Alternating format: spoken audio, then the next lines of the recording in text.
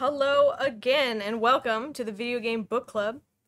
This month, we read The Infernal City by Greg Keyes. It is the first of the Elder Scrolls novels. There's only two of them. So what does the back of the book say? The back of the book says, 4 decades after the Oblivion Crisis, Tamriel is threatened anew by an all-consuming evil. Umbriel, a floating city, casts a terrifying shadow. For whatever it falls, people die and rise again. Inside Umbriel's shadow, a great adventure begins, and a group of unlikely heroes meet. A legendary prince with a deep secret. I don't feel like his secret was that deep. It's a secret to him. A daring spy on the trail of a vast conspiracy. I felt like he was more of like a side quest. A mage obsessed with his desire for revenge. Who is He that? was a mage? I think that was Sewell. Oh yeah, because he did magic. All right. He did fireball. That wasn't really explained all that well, but I'm going to say. I believe it. And I'm going to pronounce this name wrong. Anaig. Anaig. I thought it was Anaj when I was fair. reading it. Anaig. It's got 2 little special dots on that eye. A young girl in whose hands the fate of Tamriel may rest. Dot, dot, dot. So this is the sequel to the Elder Scrolls 4 Oblivion. It's 40 years after Oblivion and 361 years before Skyrim. The game that everyone knows. The game that everyone played. No one played Oblivion. What are you talking about? It's also the game that very few finished, except for the person that's sitting to my right. Yep. I have finished Skyrim and finished. I put that in quotes because I didn't do everything, but I did the main story, and I considered doing the main story the end of the game. So I finished Skyrim and I finished Oblivion, and I'm currently playing Morrowind, and I also played Arena when I was younger with our cousins. Well, that's way farther than I've ever got because I did not even get close to finishing Skyrim. Before we jump into storyline, can we talk a little bit about the cover art by Paul Yule? Beautiful. It's pretty awesome. Pretty sick. I really like this. If I wasn't a gamer and I saw this on a shelf, I'd still probably pick this up. So, for those of you that are not looking at a visual, Well, it should be on the screen. it should be on the screen as well. But for those of you that are maybe visual impaired, the book is like an old-timey, papery cover, and then there's a picture in the middle, and the picture is of a floating island, which has a city on top, and then there's like waterfalls and stuff coming off of it. And then down below is the city, and there's like birds flying off of it. It looks pretty cool. It's pretty cool. And there's 2 moons. Yeah, that's Which actually comes up in the story. So good job, Paul Yule. it's good. Fantastic artwork. So, as someone with little experience with Elder Scrolls, was like terms like Dunmer and Khajiit and Dwemer and Argonian confusing? I knew what Khajiit was.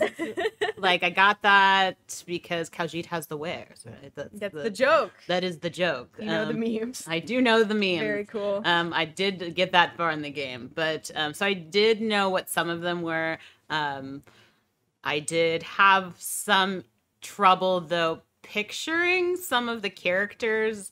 So Anaig, I took was just like a regular looking She's girl. a Breton, so she's a normal looking. She's a normal looking girl in the world of with Skyrim. a big nose, apparently. Yes. This whole like I'm not beautiful. I never heard that.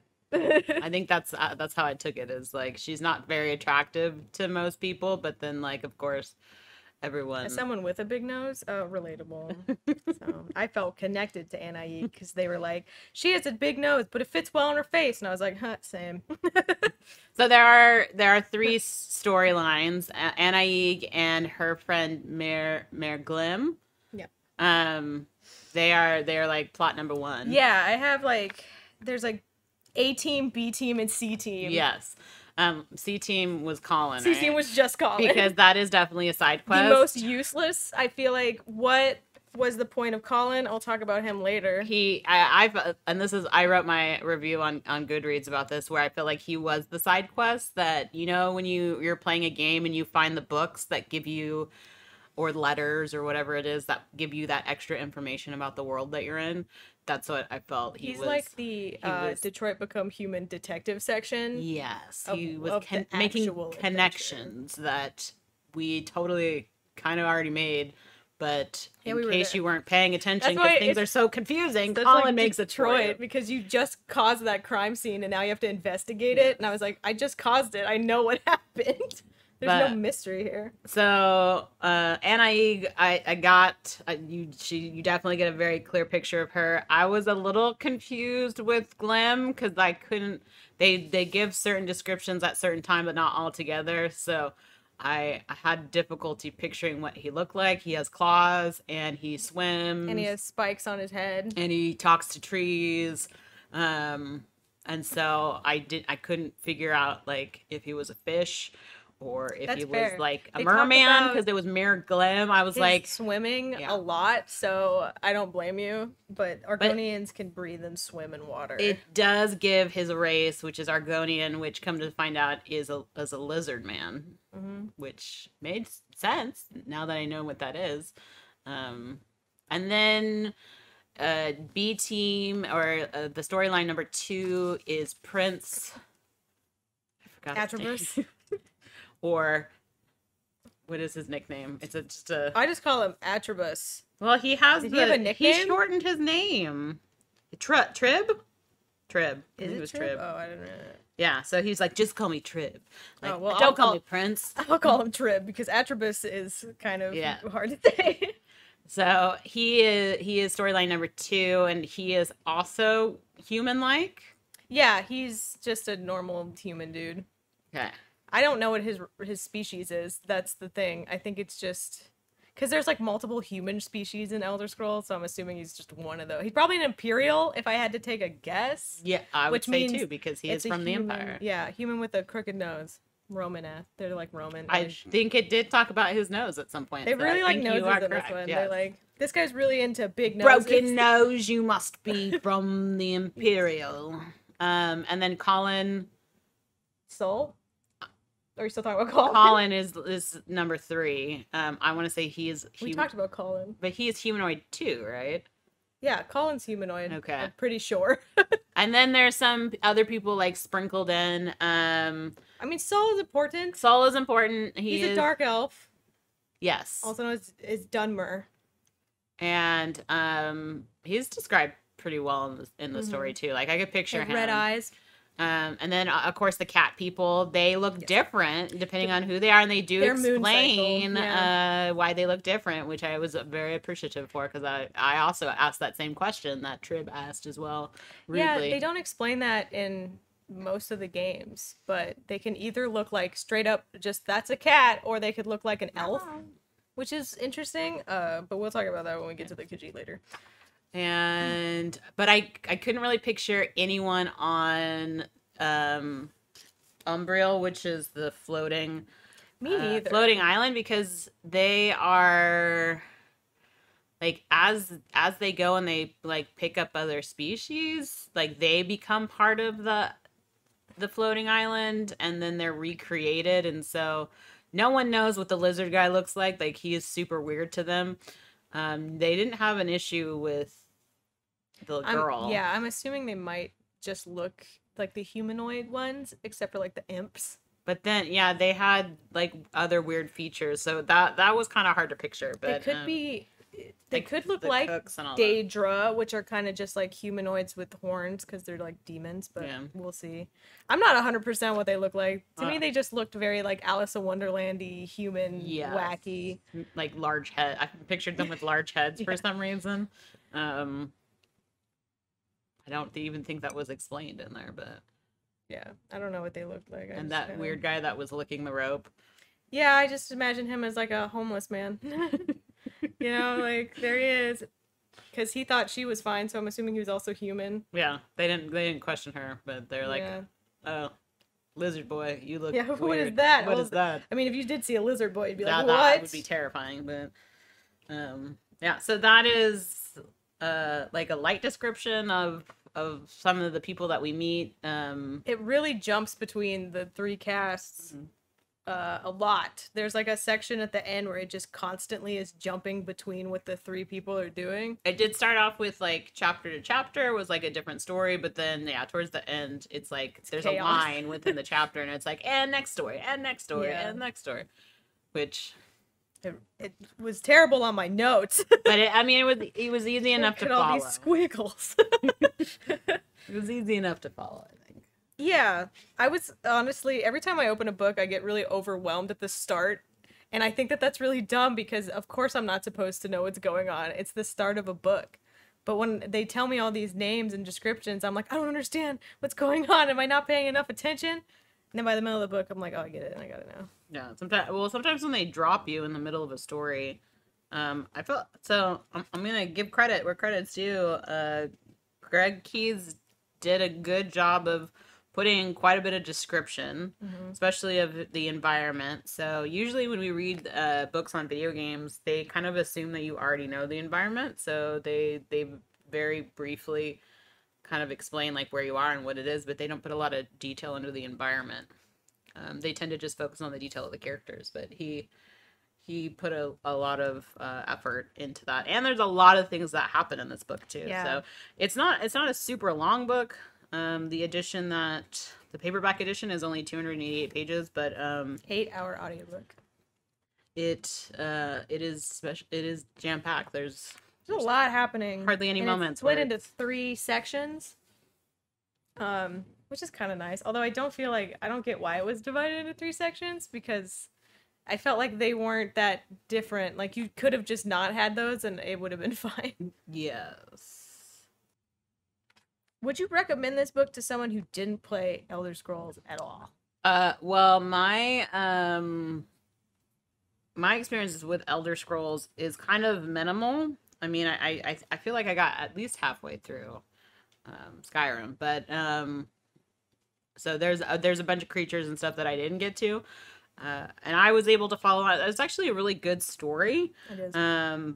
So sure, I think knowing a little bit about the creatures was helpful. Like if there was like a picture guide in it of nice. Like the different characters, They I think should have that for all these books. yes, that would help me visualize a little bit better, and then they wouldn't have to put as much detail into kind of like what the different species were. Like if I had a species guide or like a picture guide of what the characters look like, or that would have been helpful. But I don't think you need any background information. You just Google it too. That's what I ended up doing. But I said I'd only recommend this book if you played Oblivion, because they talk about that the Oblivion crisis a lot, and it's really important to the story. But if you like only played Morrowind or you only played Skyrim, it doesn't really matter. I think you get bits and pieces of it in Skyrim. They do talk about it, but they don't reference really it talk about it in Skyrim. I mean, they talk about Oblivion. They talk about Oblivion a lot because the Oblivion crisis was a big deal. Morrowind is kind of important for this, but not really. It has to do with the Vivacan city and stuff that comes up. But in Skyrim, there's actually a Hist tree that fell from the floating island. Like a seed from that floating island in this book fell into Skyrim outside of Whiterun in the Giants camp. And you can go to it in Skyrim. And I don't want to spoil the book, so there's a link below for a video about it that I'm going to put that'll tell you all about that tree and how it relates to this book, because it is big book spoilers, and we're in non-spoiler territory right now. But it's kind of cool that you can go to a place in Skyrim that's, based on this book, because this book is canon. It is a canon book. Elder Scrolls also is interesting because it has a lore master. It has somebody who keeps track of all the lore. I mean, So that's it's got to be a very big job consistent. because you can read the books in the Elder Scrolls series, and that has a lot of other lore within it. Yeah, but a lot of the books are the same from like Yes. they just repeat the books. But there's lore within the lore and all that. There was also, which reminded me of Skyrim, we do see some ghost figures. Yeah, seeing ghosts is just a normal thing in Elder Scrolls. Yes. I thought it was special for a second. I had to Google it when people were seeing ghosts, and I was like, no, wait, that's just a normal Yeah, thing. it's some of the side quests actually. Ghosts are just there. In Skyrim. So can't believe anyone gets away with any crimes. The ghosts will just tell you who did it. They'll be like, oh. But sometimes they get confused. That's why you have to sneak attack them. Yeah, and they're like, what? That's why the Dark Brotherhood's a thing. They lose their focus, and you're like, come on. Come on, dead ghost. Tell me who murdered you. Let's see. The audiobook for this is wonderful. Michael Page does great voices. That's always good. It's always a plus. Super good. Have you ever listened to an audiobook where the person reading didn't do voices? Yes. Really? I can't think of a they book typically where like they didn't even try. slow down. It just kind of depends. I've definitely heard awful audio recordings, so I'm glad that this one was a good one because it can totally ruin the story. But because I don't think I've ever listened to one where they didn't even attempt to do a voice. It's not that they're not necessarily doing a voice. A lot of times they'll talk at different speeds for different characters, but they're still doing their normal voice. This is my high-pitched woman voice. I love it. I love it. When there was a Richard Armistead who I love. He's voiced a couple audiobooks where he does the high lady voice. It just makes me smile. So yeah, this dude does so many accents and stuff for characters, and they all sound like I want to get to know them better, and then they like die or whatever. So it's really sad. But yeah, no, this audiobook is fabulous. I highly recommend it. All right. Are you ready to get a bunch of Elder Scrolls lore from me? I am, because I feel like there was a lot of things that I was missing as I was reading this book. Because everyone seemed to know all the cool things, and that was me as the cool kid who knew all the facts. I did not. I went really deep when I played Oblivion, and then I got real into it. So I would just watch lore videos and deep dive. I think it's interesting. I can see why people would think it was stupid, but I think it was very interesting. Is there like D&D Elder Scroll editions? There is a D&D like book you can get to play like tabletop. Because I think that because of the lore and all how deep it goes, I think that would be interesting. That would be a thing. There's a lot of tabletop games for everything. There's a Fallout one too. Stuff like that. Anyway, we start with our prologue. This was out of place for me. I felt like it starts with a Khajiit sea captain who just straight up dies at the end of it. Because they're trying to tell you how like devastating Umbriel is when it comes out of, spoilers, Oblivion. I mean, it had to come from somewhere, and no one knows of a floating island, but it was a weird... It makes you think it came out of like the ocean. Because, you know, it's a floating island. It's classic, right? It's like, you know, it comes out and it flies up. But it actually didn't come out of the ocean. But the sea captain, the sky was like the Oblivion crisis. And if you played Oblivion, when you see an Oblivion gate, the, like, sky gets all red and gross. And then he dies from the city's smell. The city's smelly. Maybe it's because he's a Khajiit. He's a cat person. They have strong sense of smell, and he just couldn't handle the stinky city that came out of Oblivion. They bring up the fact that the city's really stinky, like, all the time. Oh, it's got Sewell. I didn't even realize that. Yeah, the second prologue part has Sewell in it. Second part is Sewell, the dark elf, wakes up in Carol, a location in Oblivion.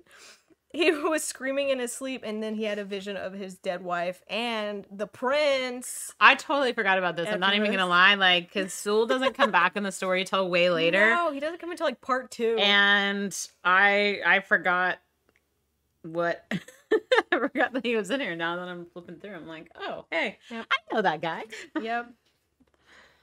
So the sea captain, not important. Sewell, very important. Yeah, that was I was actually super confused for the first couple of pages, and then you jump into part 1, and then all of a sudden everything makes sense. That's what I was talking about. I was like reading through the prologue. I was like, I don't understand this book. I really feel like the prologue maybe should not have, or maybe should have been at the end, or should have been at some other point. You should have just talked about Sewell. Yeah, maybe. because him having visions is kind of important, but not even. I feel like the Khajiit are like super important in this book, and so they're like, hey, look, there's sea captains too. They can do other things. Khajiit has the wares. So then part 1 happens. It's really all that happens in the prologue. Where we meet our first protagonist. Yep. A young Breton named Anaig. Annaig, for those of you following along. And I did not pronounce it that way as I was reading it, but thank goodness for audiobooks. Thank goodness for audiobooks. And her Argonian friend, Mir Glim. They both live in Black Marsh, and they are childhood friends. That sounds like an awful place to live, by the way. Black Marsh is where all the Argonians live. And it's because like, that's where the Hist is. Now, I'm here to explain to you what the Hist is. The Hist. So the Hist of Black Marsh is getting corrupted, specifically the one of Lilith Moth.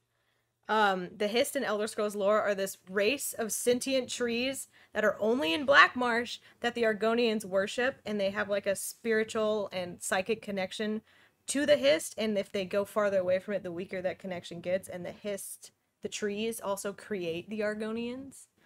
That's where they put their eggs. So, I mean, that kind of... Isn't that almost parallel to what we see later in Umbriel? Yes. Okay. That's kind of... There's Hist trees on Umbriel, too. Yeah, because he's like, there's a connection, but I just can't speak its language. But, so we have trees. So these trees that make these lizard men that they have a connection to, and they're only in Black Marsh. Do they make them, or do they protect them? They make them. Oh. Good to know. But then there's this whole, like... When you said they go further away, isn't there like almost 2 classes of the people that are true just to the Hist? And there's some that aren't connected. The ones that hang out with other people. That aren't connected to the Hist, and it's the ones that are far away from Black Marsh. So you can lose your connection. But isn't it like, because Glim talks about even in the city, like, because his family is not like as Argonian, is it? Yeah, Argonian. They're not as Argonian as It's probably because he's friends with a Breton. Yeah. Which, just to kind of like side note, like Argonian and the fact that they're like these talking trees, they like send images, just reminded me a little Lord of the Rings-esque. Well, every fantasy. Mm-hmm. There's a lot of very Lord of the Rings stuff in this. Yeah, so that Hist, there's like a rogue Hist tree that's different than the other ones that became corrupt and started killing its followers and turning them into zombies. And somehow Anaig's dad knew this was going to happen. He knew that the city coming, the boat helps spread the story that there's this floating rock that's coming, and I still, like, makes me laugh that no one is really super concerned about this. They're like, oh, we'll just wait till it gets here. And there's like floating stuff in Elder Scrolls all the time, but it's like super slow, so they're like, it's gonna take forever. We'll just see what happens. Ain't worried. Except for Anaig's father, who is like a drunken, used to be important person. Sucks, I guess. And so he kidnaps his own daughter to save her. He hires like pirates to kidnap her and take her to the Imperial City, which is not even that far away from Black Marsh, if I'm being honest. But I don't know how he knew. He's like, this doesn't look good. So she was super excited for the city to go. She's like, can't wait, I want to go see it sooner. But she didn't want to get kidnapped by pirates to do it. She also didn't want to leave her BFF Glim. Mm-hmm. So she like called him through her magic locket. That magic locket was super cool. Like, it's the magic locket, the magic bird. Yeah. The magic bird's a Dwemer artifact. So it's a dwarves. It's like a mechanical bird, and she talks to it, and she's like, go find this person, but only talk to them when they're alone. Mm-hmm. And then it like flits off, and then she's got a locket because it's from a gift from her mom, or something that her mom left over, and her mom is no longer. But and so they talk to her through the bird, and then she talks to them through the locket. Yeah, and that's kind of how she talks to Glim. Because I Mhm. think Glim finds the bird on the ground and he's like, oh, something happened. She'd never leave this bird Yeah. on the ground. And then she calls him through the locket and then he comes to save her and then they swim away. And are almost eaten by sharks. Yeah, and are almost eaten by sharks. And that's when we know that he's good at swimming and can breathe underwater. He also almost becomes possessed himself. Yeah, And he she, touches the like, tree. she's like a crack alchemist, Anai. She just makes stuff. Which, even in the world of Elder Scrolls, super dangerous because you just throw whatever you want in It is there and dangerous, some of it can but- kill you. Depending on which game you play, it's kind of important. Yeah. But it helped her out when she got to the island, at least. Being experimental. Yes. She's just throwing all these things. She doesn't even know what they are, but she's like, I think this is going to make me fly. And then. Yeah, so she gave Glim some potion that helped him calm down after almost being possessed. But I still never figured out what that was. It might have been like sap from another Hist tree or something like that. I don't know. I was talking with my Elder Scrolls lore friend about this, also known as my husband. I was playing Oblivion, he was playing Morrowind, and we would just sit and talk about lore for like 2 months. That's all we did. Nerds. So I would come in and I'd be like, so is this right? Yeah, so she's a crack alchemist. She gave him a potion. He's not possessed anymore.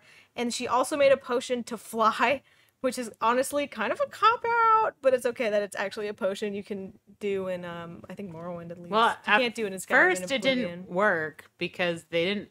Well, they were supposed to. They jumped out of a building at the very beginning because they are following people they shouldn't. Yeah.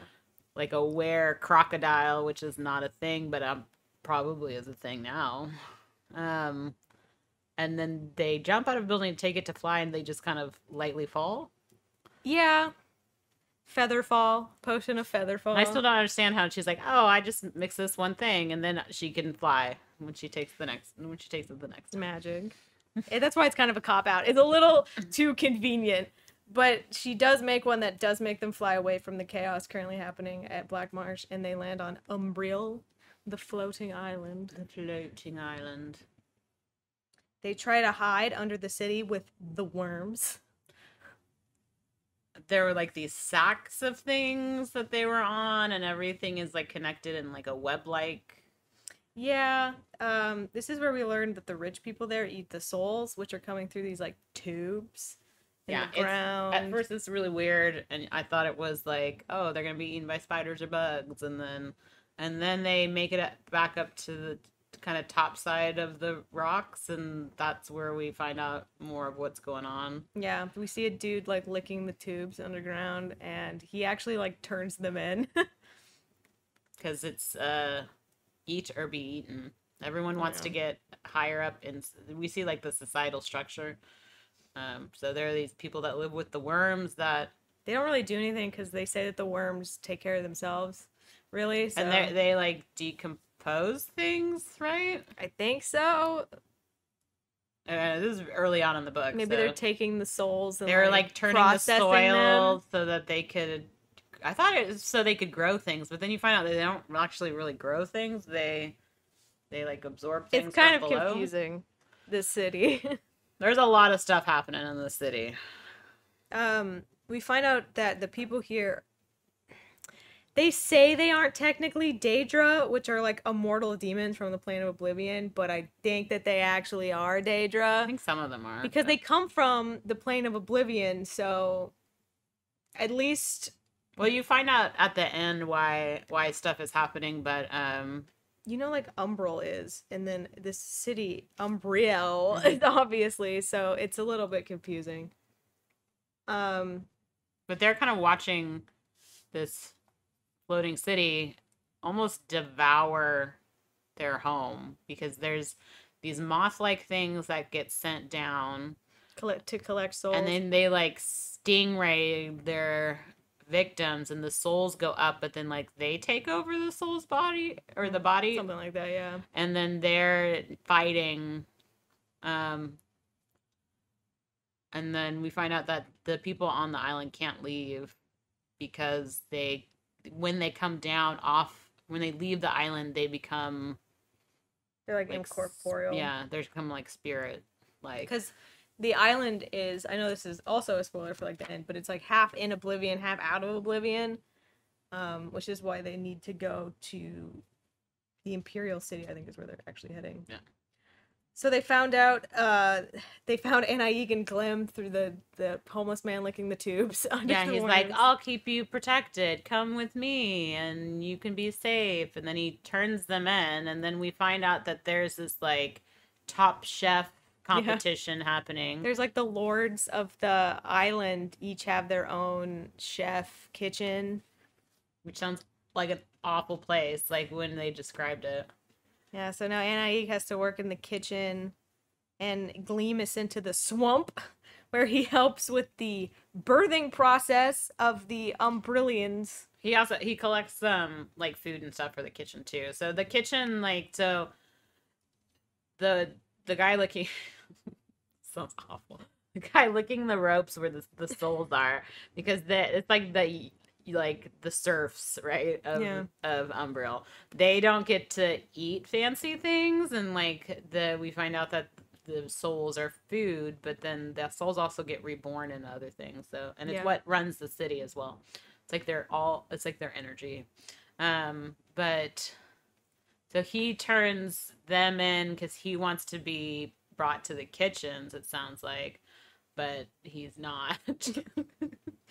And this person who's the chef comes in, and she's got all these cooks. So you have the person that's running the kitchen, and they have like, this one has 4 lords that they cook for, and each of the lords likes their food a particular way, and they're not really eating it for substance, they're eating it for funsies, like, and to be not bored, I think is what there's it was. like one chef who's he requires a 36-course meal every day. Yeah, and then like one just likes everything burnt, and so there's like constant fires going. And there's all of these ingredients all over the place, and then you have these little what are the hubs? What are they called? Hubs? The little creatures that help them. Oh, they're like imps? Yeah. They had a name. Luke was one of them. Luke, because it reminded Anaig of her like little cousin or whatever. And so they're all like, the kitchen is a madhouse, and people are making all these different foods. And if you fuck up, you die. Yeah. If they don't like your food, then I bet you get reborn, right? Isn't that the thing? Yes, I don't know. Really do you get reborn? Because you grow the Umbrillians over here. They are born as like adults. Well, your body goes into the sup, and then the life comes from that, and then they plant. Yeah, I think you get reborn, but I don't know. We didn't really see any new like reborn people, so yeah. I don't know if you get reborn. I think just that's what they say. People get born. Yeah. But I don't know. It makes sense because they're growing straight out of the ground. And you're kind of like recycling souls, so I don't know. Sounds about right. So yeah. So Anaig is in the kitchen and Glim is in the swamp. And Anaig is in the kitchen because she knows what the things are. Like they're asking, like, what is this leaf? And so she's got to categorize. She knows how to cook and do. And she alchemy. knows how to cook because we learned that from her made time. Breakfast one time. So good, so delicious. And then we go to part 2, purpose. We're already in part 2. All right, I think this needs to be I know we kind of said some spoilers before, but is this our spoiler warning? No, I already gave you the spoiler warning. You're in deep now. You're in deep now. We're gonna give you more spoilers. You're super deep. Because part 2 happens very quickly. Part 3 is super long. Part 2 is not that long. But we find out information like we get fire. A lot. This is when Colin becomes important in part 2. And also Soul. Have you ever heard about a story of a man who was born with a knife? Yeah, I hate instead that. of a hand. I read that out loud to people and laughed at it because it was the dumbest thing I've ever heard. But it's like, that's what they want to be? Like, I thought this was going to be a Dark Brotherhood quest thing. It turns out it's just the specters, which we'll get into because that's not the first thing that happens. Anaig throws her little bird off to go talk to Prince Atribus. Trib. Atribus is, out of all the people to send it to, like I thought they knew each other. It sounded like they did, but it's just that he's so cool and everyone thinks he's rad, and they read about his tales. He's on like books and stuff because that's what Soul found in his hotel room. And he was like, "Oh, I know this dude from my dreams." So this guy's like a hero, but he's kind of a blowhard. But he doesn't know he's a blowhard. It's the saddest. It's kind of sad. Depressing. I feel bad for him. Yeah, and he doesn't really get a moment to be like, everyone in my life has lied to me. No. Yeah, so we'll explain more as we go. But. So she's like, I'm gonna go send it to the greatest hero I know, Prince Atrebus. Hercules, just kidding. And she's like, okay, Ku, don't talk to anyone but him. Yeah, only he can be in the room when Ku coos. Yes. So Ku does Ku's job and goes and finds him, and Atrebus is like, what is this? What is this? It's a weird mechanical bird. Super cool. I think I'll hold on to it. Yeah. And Anaig is like, it's like a Skype call on the other side. And she's like, hey, let me tell you about what happened on Black Marsh and Umbriel. Oh, but this happens after he had sexy time with that one lady, right? Did he have sexy time with that one lady? Yeah. Because he hires a new when we first meet Atrebus, he's like battling this guard that he wants to person hire. And then she passes his test, so he's like, welcome to the guard. And then cut to it's nighttime, he's on his balcony, and that's where Ku comes in, and then he like looks back and she's in his bed. Oh, I didn't even notice that. And because his special guard friend says like, really? It's only been one day. Like, they talk about sexy time a lot in this, and it always seems really weird and random. Who has sexy time in my Elder Scrolls? Who has time for sexy time when there's a floating island slowly making its way to the Imperial the prince. And why you gotta sleep with your guard the first day? He told his friend that it would like she was flirting with him. She was flirting with him, but it like increases he's easy her like willingness to fight with him, I think is what he tried to say to him. But that's the stupidest thing. I just ignored that. Any sexy time topic, I just would ignore. Yeah. So this girl almost kicked his butt, and he decides to sleep with her after he hires her, and then spoiler, that's not a good idea. Nope. That'll be a thing later. So Ku is cooing, and he's like, hey, there's this floating city, and it's killing everything in its path. Yeah, and it was over Black Marsh, and him being the hero go-getter he is, he wants to go investigate Black Marsh against his father, Titus Medei the First. I know I messed up his name. Orders to not do that because it's not affecting the Empire yet. So he's like, well, don't worry about it. And Atrebus is like, I worry about it. It's coming our way. I want to be a hero, baby. So he goes, he brings his crew along, and then he gets betrayed by one of his groupies. The girl that he slept with. Just hired and slept with. Her and her crew massacre, like not even close. Kill all of his peeps and kidnap him to sell him to a Khajiit collector in Elsewhere. She was supposed to kill him, but she's like, I can make extra money because they think you're dead, but then I'll like double sell you. And then she makes comments that well, I was like, do you know why she kept him alive? Because one of the groupies was like, we were supposed to kill him. Yeah, because she wants extra funds. I thought she said something about wanting him to feel powerless because his life is a lie and all his heroic battles were rigged. Well, I think part of it is because she knows that so that's kind of the what did the back say? It said a legendary prince with a deep secret. The deep secret is that the prince is a wuss. But I don't think he's a wuss. I think his whole life has been rigged to make him feel cooler than he actually is. But he, like, can't fight that well. He's not good at fighting. Everyone knows that he sucks in his close-knit circle, and they've, like... I feel like he would try hard, but I feel like they've been, like, holding him back for a reason. But, so, anytime that he went to go, like, on a battle, like, they would have already poisoned or killed most of the people, and then he would get that... Like, they would be dying, and then he'd be the last person to stab him, and he'd be like, I killed this person. He didn't know that. He doesn't know that, but everyone around him, all of his guards, knows I that don't know. he's not good. I think they wanted him to look cool, but they didn't want him to die? I don't know. His dad, like, I don't know, maybe wanted him to be like a hero so that people would like him when he takes the throne. I think it's more the fact that they didn't want him to die because he needed to have a kid. Yeah, they just talk about that for a second. But all the guards, like, he's such a joke to all the guards, though. Like, he doesn't... It's not his fault, though. It's not his fault, but that's the saddest part of it, is that he thinks he's good, and he thinks he's this big hero, but come to find out, I think even they talk about the first bear he killed, and he questions himself to be like... It did look a little weak. Yeah, he's like, they hit it before, they must have hit it before I even killed it. So his whole life is a lie. Yeah.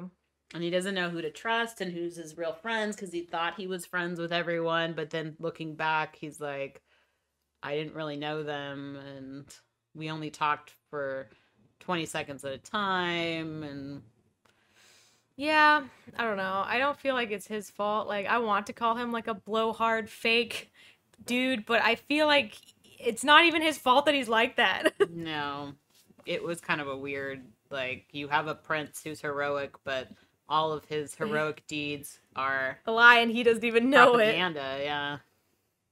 Yeah. So this is when Colin comes in next. Okay, well, finally we see Colin. We finally see Colin. He's part of the Spectres, which is like the Empire's secret police. It's like the Blades, but they're less open about it. The Blades were the Emperor's guards, and yeah, they do the investigation. They kill people that need to be killed, and like after the Oblivion Crisis, when the Emperor dies and we have to restructure the entire spoilers for Oblivion, I guess, for the entire thing, then they switch out the Blades with the Spectres. You can actually, when you're in Skyrim, they have a base in Skyrim, and they're very important when you do the Dark Brotherhood questline. They come after you, so the Spectres, it's pretty cool. You should do the Dark Brotherhood questline. Do you feel like that the Spectres have like a code that they follow, or they just like do what's best for the Empire? They have a code. Because it's like so Colin is like Spectre in training, like he just got his new robes. Yeah, he just became an inspector. Yeah. Which means he inspects crime scenes related to the Imperial family. So he's just a detective, like a private special detective. So he gives names to people, and then they're like, don't worry about it. So you guarantee that person's like dead. Yeah, pretty much. And then he's killed people, and he's looking into what happened to Atribus, obviously, because he's now the detective. So the first time we meet Colin, he kills a man on a bridge for whatever reason. He doesn't even know why. He asks, and they're like, don't worry about it. Yeah, you're not supposed to ask questions. You're not supposed to ask questions, Colin. You should. That's first rule of Spectre Club. Yeah, and then he like gets upgraded. That's the first time you meet him in chapter 1. Was weird. Where he tells us that stupid story about a man who was born with a knife for a hand. Yeah, I don't want to hang out with Colin. I don't want to talk about him. I mean, he has such a weird like LA Noire side quest thing that's going on. That's like 2 paragraphs, and then we go on to the actual story. Yeah, he is in it, not very very long, but he is the connections of like that. I think the only important part with him is that he goes to the massacre site where Atribus's posse were all slaughtered and burned and beheaded, and it was made to look like that he was there because they left his rings on this. They like beheaded a dude, and they burned the area where his birthmark would be, and then they put his like necklace on a corpse so that they think that he was dead. And he's like, this doesn't look right. But he's the only one that thinks that. Well, him and the Emperor, he convinces him. Yeah, he's like, oh, well, they took the head, so... And why would they just leave the jewelry? That's weird. Yeah, both Colin and the Emperor is like, yeah, I think he's still alive. But the Emperor doesn't seem too beaten up about it. He doesn't really care. No. Also, they bring up that Colin is from Anvil, like, too much. I don't know how many times they have to tell me that he's from Anvil. He's like, he tells someone that he's from Anvil. You don't have to bring up Anvil so many times. That adds to his character that he's... I get it. Rough and tumble. You're the willing coolest to of do the what it cool. But you'll ask questions, so are you that cool? Yeah, obviously you weren't really raised in Anvil because they don't ask questions. Okay, yeah, so that's Colin's thing. He saw the crime scene with the ghosts of the dead friends, and the ghosts were like, we're going to Black Marsh, and then we got ambushed by somebody, but I don't know, I'm dead. I didn't see them. They like that first one got a little spacey, and then he had to ask the lady. Yeah, the other guy was still screaming, and he was like, "Get a hold of yourself, ghost!" I got him in a tree. And so, yeah, and then he goes to tell the emperor. Actually, he goes to tell somebody else, and the emperor's just there, and he's like, "I don't think your son's dead." And the emperor's like, "Yeah, me neither." And then they got mad at him for telling the emperor that. They're like, "Why'd you do that?" And he's like, "Because it isn't my job to tell the emperor what I've investigated." You made your superior look bad, Colin, and there will be consequences. I am glad that I took these guys out in Skyrim. They seem like the worst. Which, when we meet Colin again and he's investigating that house, I still don't understand fully what happened there, so you'll have to explain that to me when we get there. Oh yeah. Yeah, I will. I remember that. So now we're gonna go back to Atribus. He's about to be sold in Elsewhere. And the lady like let him go take a bath. Yeah, she's like, "You're smelly. We need to get money from you, so bathe. But promise me you won't run away." And he didn't. He grabs the sword and straight up tries to fight her. She's like, "You broke your promise." And he, of course, "I said I wouldn't run. I didn't say I wouldn't fight." And then he loses a bunch. And then she embarrasses the crap out of him. And that's when he really realizes how much he sucks. Yeah. That's when she tells him all his stuff was rigged and his life is a lie. Everyone knows about it. And he's just face down on the floor, like, dying. And then Sewell, from the prologue, he comes to save him. He, like, sneak attacks everyone. And... yeah, he just shows up and, like, magics everyone to death. And swords them to death. He's so cool. He's super fast, and it's just like, boom, now everyone's dead. Come with me if you want to live. Walks up. Is that the prince? Sick. I had a dream about you, dude. You're supposed to help me on my quest. That's hot.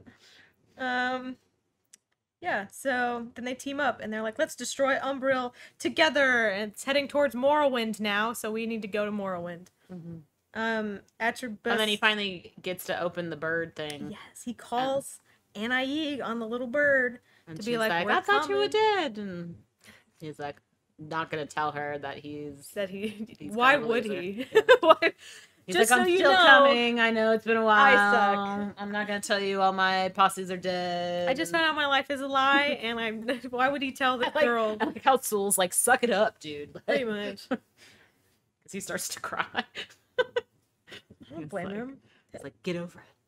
Be the man you thought you were. Yeah, be the man everyone else thinks you are. Which is good, and he does try. He tries his best.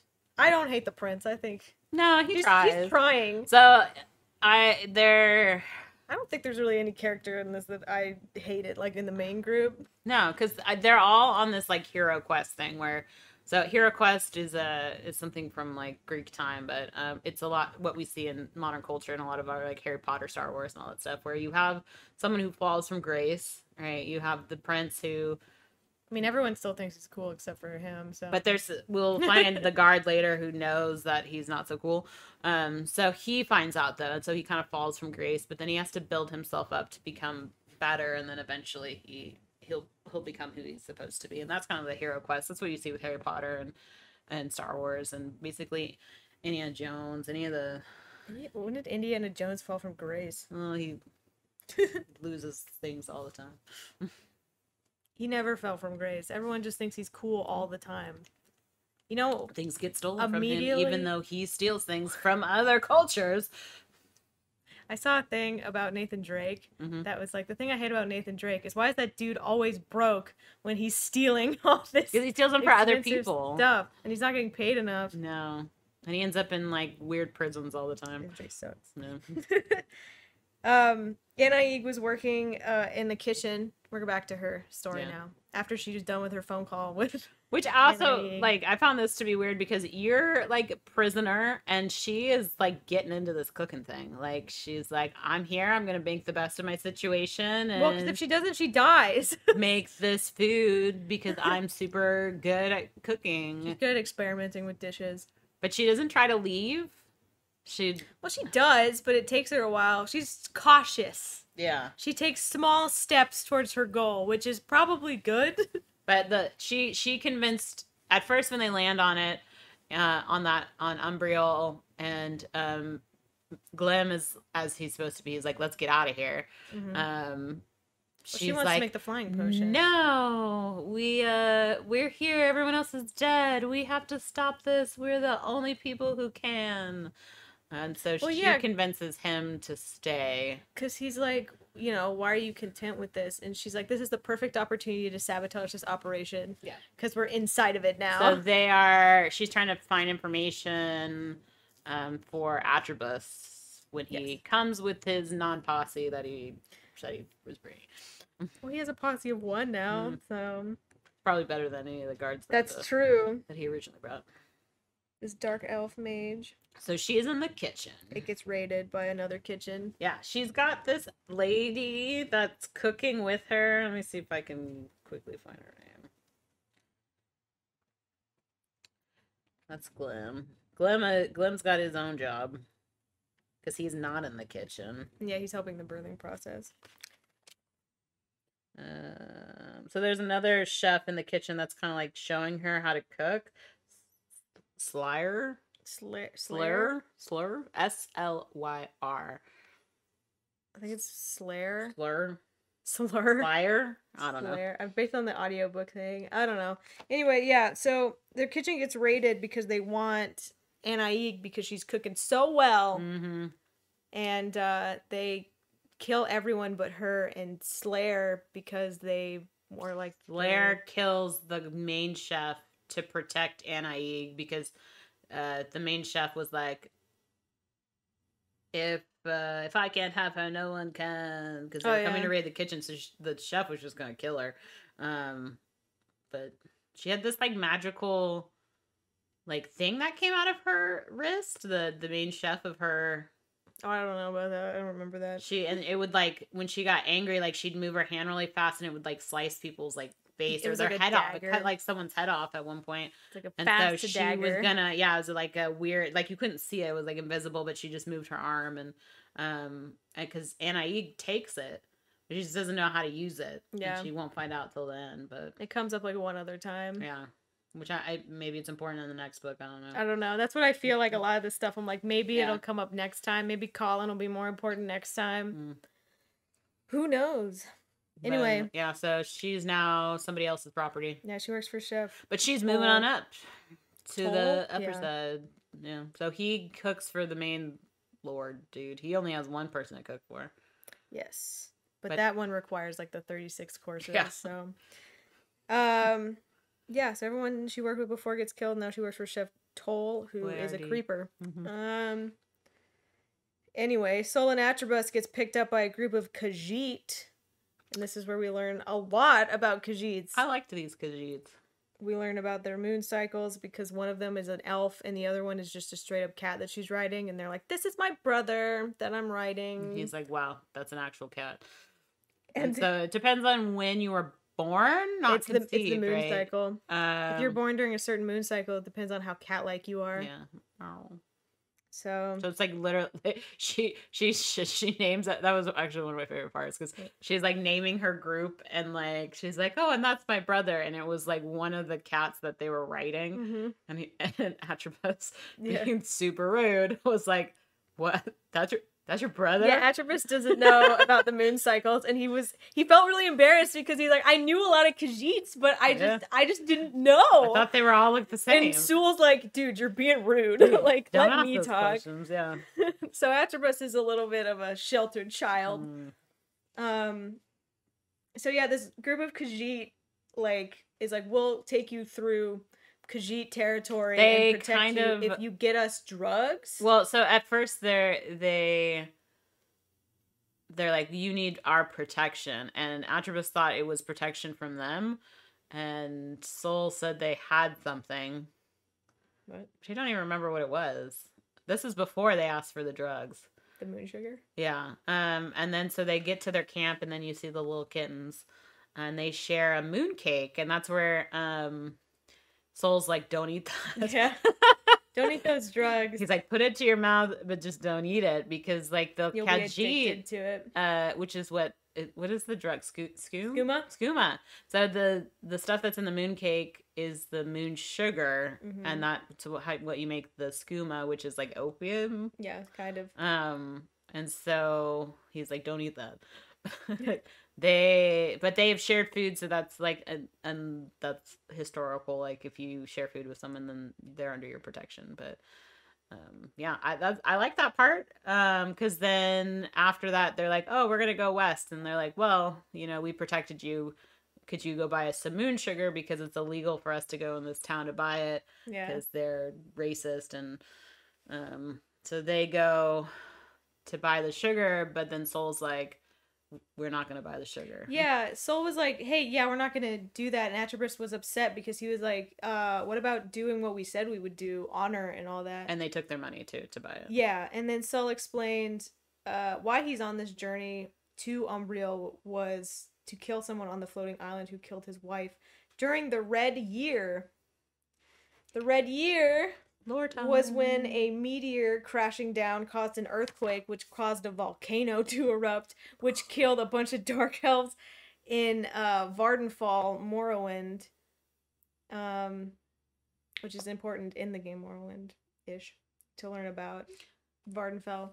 Glenn also brings that up, though, too, doesn't he? Because he talks about the volcano, and then the girl that he's talking to was like, cool, what's a volcano? Yeah, he brings that up later. It's like a mountain. And she's like, oh, that's awesome. What's a mountain? Yeah, I don't know much about that girl. Kind of like... She was the start of him, like... She was just gathering food, yeah. So yeah. So he got really pissy. They got pissy at each other over, like... we're gonna keep our word. No, we're not gonna keep our word. And he's like, you told me to be the man that I thought I was. And then he's like, I'm going to this island to kill somebody. And I was like, why are you bringing that up now? What a weird time. And then we're on part 3. We made it to part 3 Betrayals. With the Glenn meeting the lady by the tree. Oh, but before that, in part 2, because it's important to Glenn's hero quest, is that in the skooma? What? Where does he get put? Like in the swamp. The swamp thing. I thought it was called SUMP. Oh, swamp. Okay. So there are other beings down there, and they have to breathe in this vapor that is slowly killing them to be able to. That doesn't come up till later, but he's already there when he meets her in the tree. Yeah, but with the living condition things, with the squaws. Oh well, he already told them. He's like, it's like breathing weird stuff, so that they go underwater to be able to collect the shrimp and the soul things, right? Yeah, they gotta get that shrimp for the kitchen. Yeah, and so, but because Glim can breathe underwater, like he doesn't have to breathe in the vapor, and so like the vapor only lasts so long for them to breathe underwater, and so Glim's kind of been doing work for them. Yeah. And so they become buddy. Like he found his groupies, and then because he can swim so fast, he's got extra time, so he goes exploring. And he finds a tree that looks like the Hist trees. And there's a Dwemer dark elf girl there. And there's monkeys. And then he meets the girl, and then they have a conversation, and then he awkwardly kisses her. He does that later. But yeah, he does. There's this Dwemer elf girl for some reason who's just living by this tree. She's collecting food. And yeah, and she can help him get into contact with Anaig. Because right now, he thinks that she's dead. Because he found part of in the swamp that's where all the dead bodies go. He found her locket. All of the kitchen people that he knew were down there, and then he finds the locket. So he's like not sure, because her body wasn't down there, but they also were all mangled and stuff from the battle.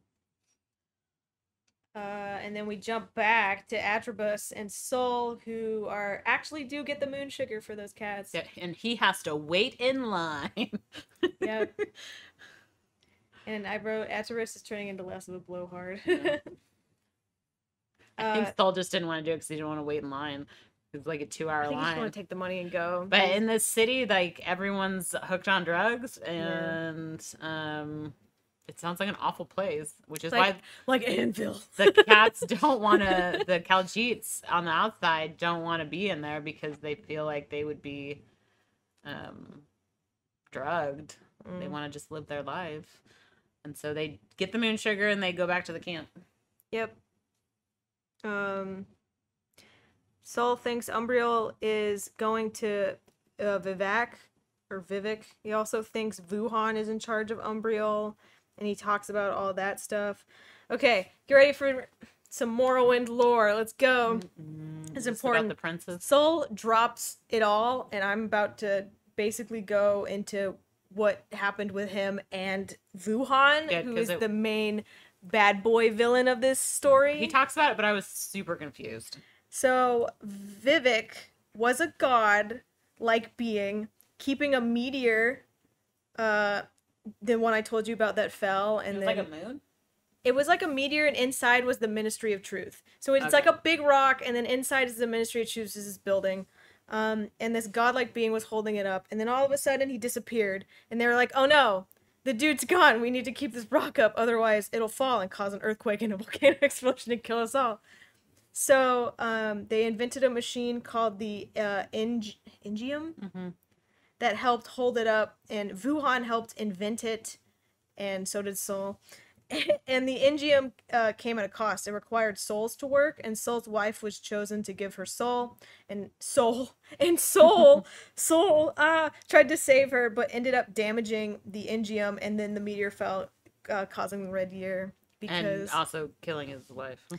It killed his wife. It killed a bunch of other dark elves because he was like, no, don't kill my wife for her soul to keep the city intact. And then they damaged it, and then it fell down. And then Soul and Wuhan were sent to Oblivion, since it turns out that in order to make the Ingenium, they made a deal with a Daedric prince, also known as a demon, to make it. And they made it with Clavicus Vial, who, if you played the dog quest in Skyrim, he's the one with the dog Barnabas, the talking dog.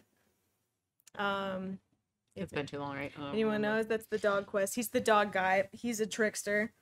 Yeah, so they made a deal with him to help make the thing. So when it was ruined, they got like yeeted into oblivion because they messed up.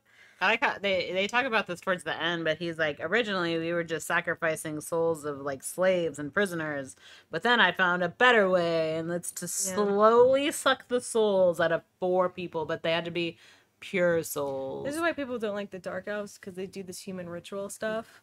Not all dark elves, but you know, most of them. They're like, okay, so Wuhan gets out of Oblivion by making a deal with Umbra, and Umbra is actually a thing in Oblivion and Skyrim. No, Oblivion and Morrowind. Umbra is a sentient sword. It's both, in Oblivion, you have to obtain it. Isn't it a part of the prince? No. That's what they said in the story. And it's in Oblivion, so it's a sword, it's sentient, and then you give it back to Clavicus Vial after killing a person to get it back who thinks that they're Umbra, because it like takes control of their user. Because they said in the book that Umbra was like a part of the Daedra prince, but then it was trapped in the sword by him. But that's the only thing that part of him. I think it was just a being that got trapped into a sword, and then you return the sword to Clavicus Vial for his side quest in Oblivion, and then Clavicus Vial throws it into his plane of Oblivion, and then Umbris divides itself from sword to body. So now it has like its own body-ish thing in the plane of Oblivion, but its sword is just out there being a sword, and so that's kind of why they're trying to find the sword, to destroy it so that Clavicus Vial can't put Umbris back into the sword. Yeah, so then Umbris makes a deal with Wuhan to escape the plane of Oblivion. So Soul is pretty sure Wuhan's going to try to get the sword for Umbra to destroy so Clavicus can't imprison Umbra again. So Umbriel, the floating island, is basically a new Ingenium. Mm-hmm. But made with Umbra, like, holding it up. So Umbra couldn't get into the city where the prince was. Yeah, it's the Imperial City. It's, like, part of the area that he was trapped in. I don't know, really. I think that's maybe where the sword is. I don't know why they need to go to the Imperial City and go to the White Gold Tower. I think they're going to explain that in the next book. But that's their they said it was goal. in the so they go get the when they went to go get the sugar, they were supposed to go to this other island which got destroyed and so he thought that the sword was there. Yeah, that's where it used to be. Vardenfell. And then he has to talk to his dead wife, Soul does, and she tells him that it's on another island. God. But that's a little later in the story. But yeah, it's close enough. Yeah, that's Atropus, and so they Atropus, like, so they go to deliver the drugs to the Khajiit, and there are guards there because it's like, it's illegal to sell. Oh yeah, I skipped that because I didn't care. And then, well, it's important for Atropus because he kind of stands up for them. And he says, "Don't you know who I am? I'm the prince." And he's like, "You're just a thug, and I have a reputation." So Atropus has a reputation around the land. It's only a select few people who knows that he's a fake. Everyone else thinks who's that, like a general or under his hire. Yeah, thinks that he's super cool. So he, like, throws his weight around, and so they leave him alone. And the cats, then that's important for the Khajiit because they're like, "Oh, you stood up for us, we'll go with you." And so they now become part of his posse. Yeah. They needed to get to Vivek before Umbral did, so they decided to go make an Oblivion gate open and go through Oblivion to get to Vivek faster. That was not a good idea. No, because they get hunted by another Daedric prince known as Hersine. It's the werewolf guy. And the Khajiit are so excited. You actually go to this plane of Oblivion in Skyrim when you do the companion quest. It's actually really pretty in there. So yeah, they get attacked by a bear, and then Hersine, and then the Khajiit sacrifice themselves. They do, because they were so excited because this is they want to show that they're good in battle, and they're like, well, if we're gonna battle anyone, we might as well battle him because he is battle the Daedric prince of hunting. Mm-hmm. So they take one for the team, and Soul and Atropus are able to escape. Vivek. Where, again, Atropus puts his foot in his mouth. Yep. Now this is all about Glim and Anaig again. Glim started a rebellion among the Scraws to improve their living conditions. Oh, he had some trouble because he was in the tree for too long, and he, like, stands up to the boss dude. Yeah. And all of his friends are like, we can do that. Yeah, wow, you said the boss dude. He's like, you put this thought in our mind, and so now you have to help us. And so he's like, he's like, just suck at your job, and then they're gonna have to give you your demands. Glim managed to secretly give Anaig back her locket she lost in the kitchen raid by giving it to one of the scraws, the people that deliver the help in the rebellion. Mm-hmm. So. But then Anaig gets poisoned by her friend. By like a viper stuff, right? She's like, here, can you drink this and see if it's good? And she's like, yeah, it tastes like lemon lime soda, you're fine. And then she gets, like, poisoned, and then she like saves herself, is what the guy said. Yeah, that's what we find out later, and that was kind of weird. I don't know if he was making that up or if she actually did. She wakes up naked. Yeah, so she went into, she's like, oh shoot, I'm poisoned, and she, like, scrounges around for stuff to fix it, trying to figure out what poison it is, and then passes out, and then wakes up nude in Chef Toll's bed. And he was like, oh, your friend tried to poison you. Should I kill her now? And she was the one who actually planned the raid on the first kitchen in the first place because she wanted to upgrade, and she knew she could do it through you. But Anaig was like, yeah, no, don't kill her. She's like, she's my only friend. And she's got a crush on you.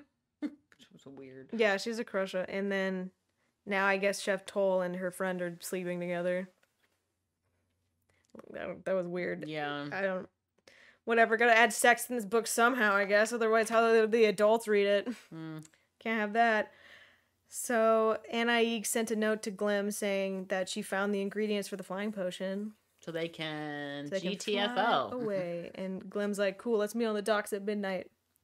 Now, we go back. This is like, we're going back and forth now. This is when it starts getting a little crazy. Sol and Atropos arrive in Vivek.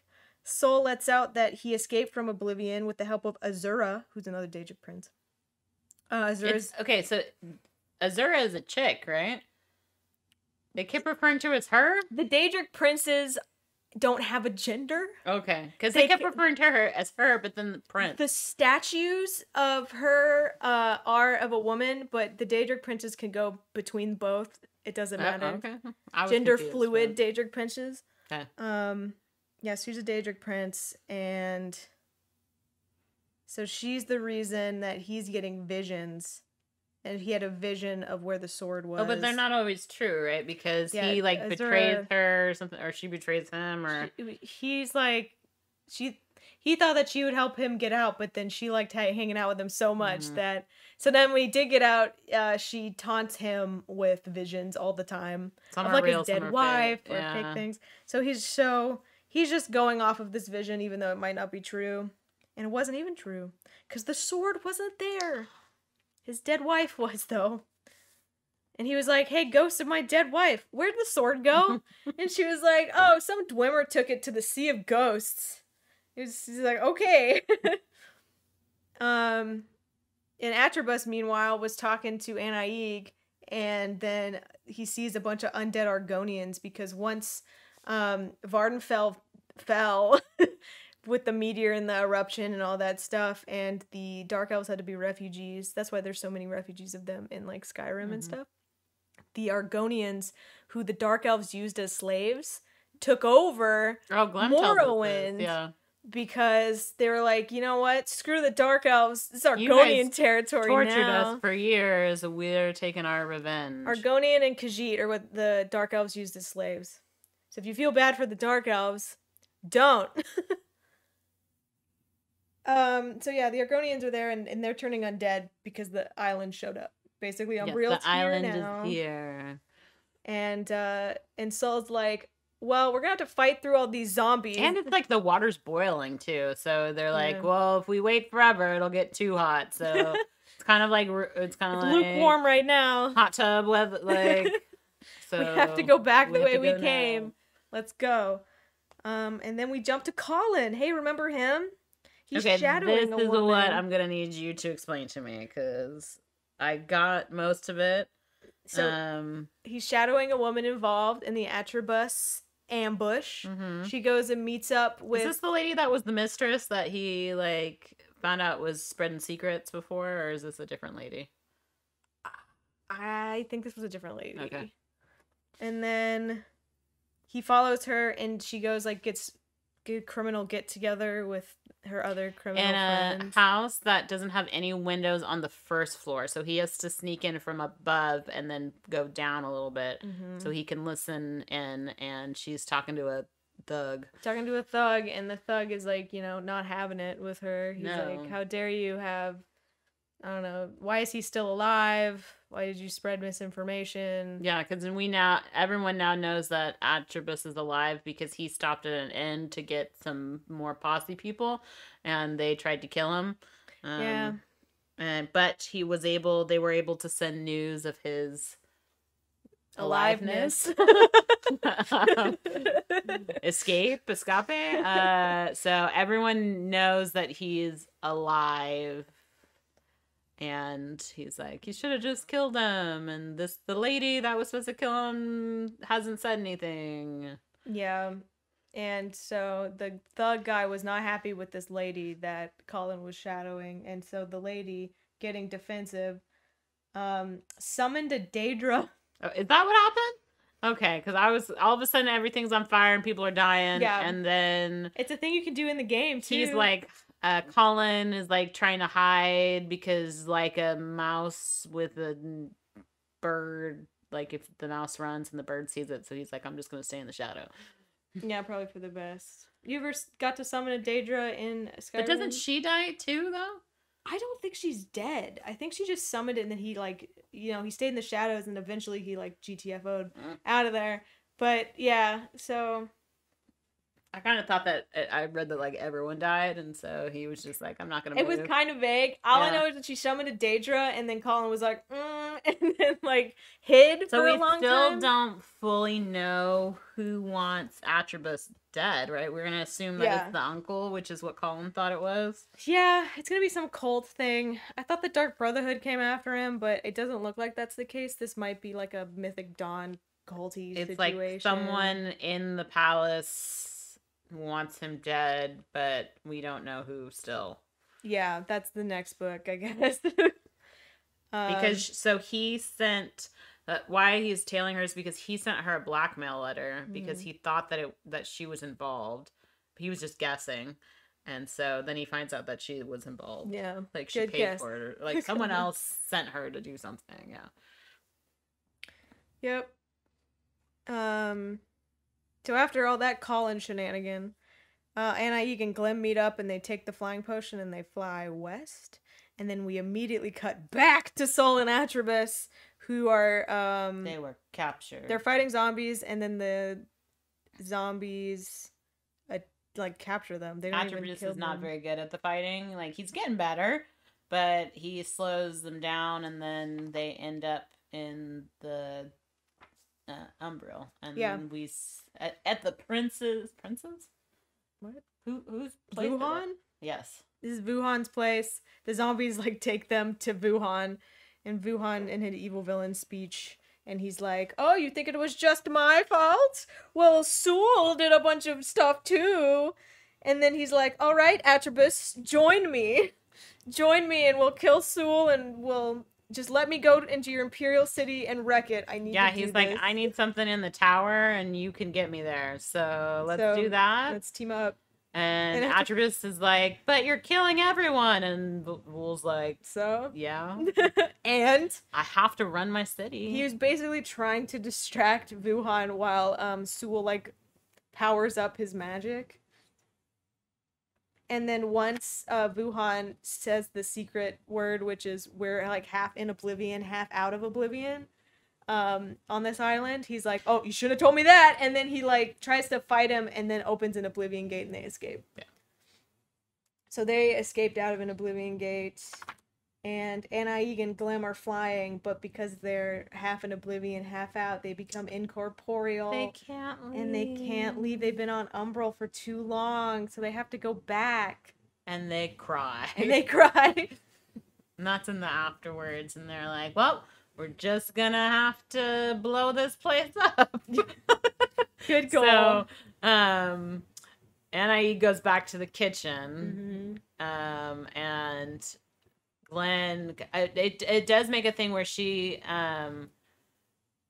Glenn says something like, "Oh, at least you don't have to hold your breath when we swim." And she's like, "Oh, I have a potion for that." And so Glenn, like, there's a moment where Glenn's like, that's important because that's what he's gonna give his friends so they don't have to breathe the vapors. But that hasn't happened yet. I'm assuming that happens in the second book, but I don't know. But it was kind of like, you have this potion that these poor beings can not die because of. Well, she didn't know that. No, but he's just like, and then he's gonna go back to start the revolution. Yes. And they're gonna try to start a revolution and blow it up. They're gonna blow this place. So that ended on a cliffhanger, kind of. Yeah, no, I liked this book. It was good. It was entertaining. There was good detail. The names were weird and hard to pronounce, but it wasn't important. Yeah, not really. I listened to it, so like, I just took his word for it. Yeah. There was a lot of characters, but they were all kind of important characters. Yeah, I didn't feel like any of the characters, except for Colin. But did you feel Colin was kind of pointless?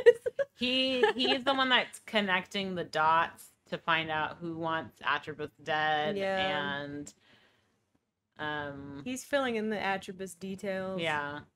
I didn't really write about Atropos that much. I really just focused on Glim and Aegon's stool, to be honest. Whenever Atropos did like the thing with his captain or whatever, I was like, nah, that's not important. So yeah, it was good. It was good if you don't really know that much about Elder Scrolls 2. Like, you don't need to know all that much information. Some of it was a little confusing, obviously, with the Oblivion and the Daedra. Like, I didn't pick up that she called it Daedra at all. Like, all of a sudden everyone was dead, and I think things were on fire, and so there was a couple of little detail stuff that probably would have been important for me to know. Maybe they keep it vague on purpose, and then they'd like talk about it in the next book. We don't know, but I don't know. We have to read the next book. So yeah, I give this one like a 4 out of 5. I thought it was really good. It was good. I enjoyed it. We have a Goodreads book club now. The Savvy Gaming Network video game book club. I really should have probably brought this up earlier in the episode, but whatever. So we will post our reviews of the books on there. You can see it's connected to our accounts, and you can see what we're reading next. Savvy, what are we reading next? The Assassin's Creed Odyssey book. So it is our first novelization of. It's not a prequel. It's not a sequel. It's not a side story. It's the novelization the story of the game. So we chose Odyssey because even though it's the second game out of the new rebirth of Assassin's Creed, it technically takes place before Origins. It's also like one of the only Assassin's Creed books that is a novelization. The other ones are all like side stories and prequels. So we thought we'd check it out. We've both played Odyssey. I didn't finish Odyssey, so maybe I will try. Spent forever on Odyssey and did 100% that. It's a long game. You're not going to be able to play it before. Please. You don't know me. You have a month. Well, thanks for joining us for Elder Scrolls. That was fun. That was fun. And we will catch you guys next time. Bye.